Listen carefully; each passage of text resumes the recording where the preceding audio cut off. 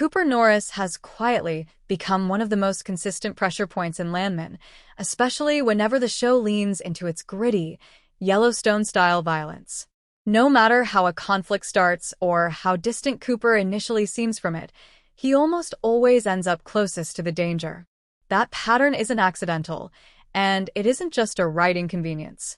Cooper's repeated involvement in violent situations says something essential about who he is, how the oil world in Landman operates, and why violence is treated as an unavoidable language of power rather than a shocking exception.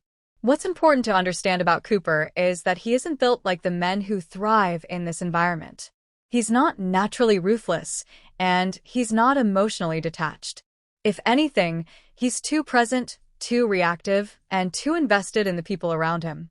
In a world where survival often depends on keeping emotions buried, Cooper's instincts put him at risk. He wants to fix things, protect others, and prove his worth, and those instincts are exactly what pull him into dangerous situations. In Landman, violence doesn't hunt down the cruelest people, it finds the ones who still believe they can make a difference. From the start, Cooper is positioned in a fragile middle ground. He's not the boss calling the shots, and he's not a nobody who can disappear when trouble starts. He's visible enough to be held accountable and expendable enough to be sacrificed. That's a familiar dynamic in Taylor Sheridan-style storytelling, where younger or less powerful characters are often used as shields by those higher up the chain. Cooper is sent to smooth things over, to deliver messages, or to stand in for decisions made by someone else. When things turn violent, he's the one standing there when words stop working. What makes the violence in Landman feel so Yellowstone-coded is how grounded it is. It's not flashy or glorified. It's tense, uncomfortable, and often sudden. Cooper doesn't enter these moments prepared or eager. He enters them because he has no choice. The oil patch operates on unspoken rules, and one of the most dangerous is that conflict is inevitable when money, land, and ego collide. Cooper keeps learning, often the hard way, that being reasonable doesn't protect you in a system that respects force more than fairness. A recurring theme in Cooper's story is how often he's involved in violence while trying to de-escalate situations.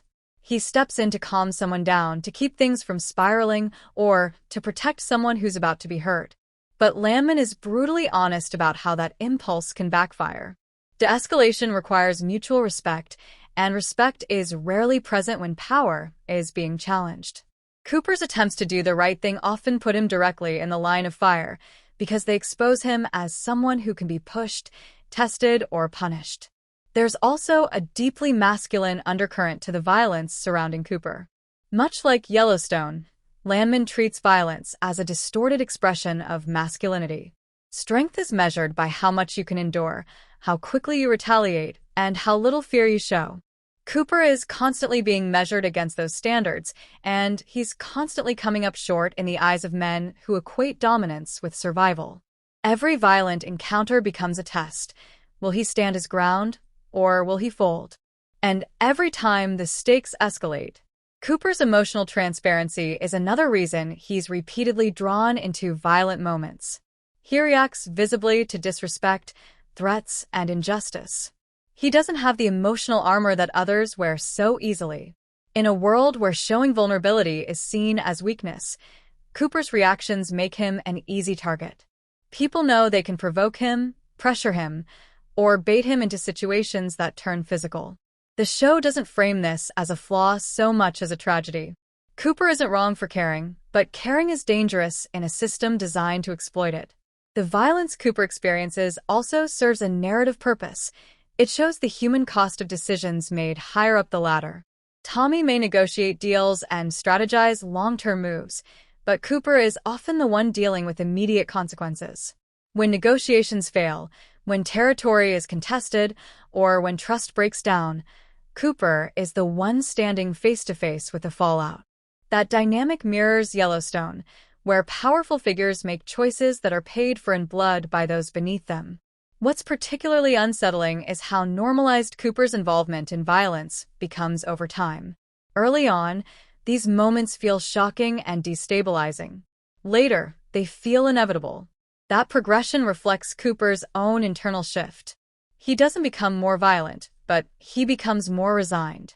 He starts to expect things to go wrong. He braces himself. That quiet resignation is one of the most heartbreaking aspects of his arc.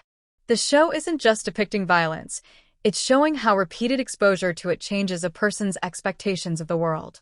Cooper's relationship to guilt also plays a major role in why he keeps getting pulled into dangerous situations. He carries a heavy sense of responsibility for the people around him, even when events are out of his control. That guilt makes him step forward when others step back. He volunteers for tasks he shouldn't. He takes blame he doesn't deserve. In Landman, guilt is another weakness that violence exploits. People who feel responsible are easier to manipulate and easier to corner. There's also a generational tension at play.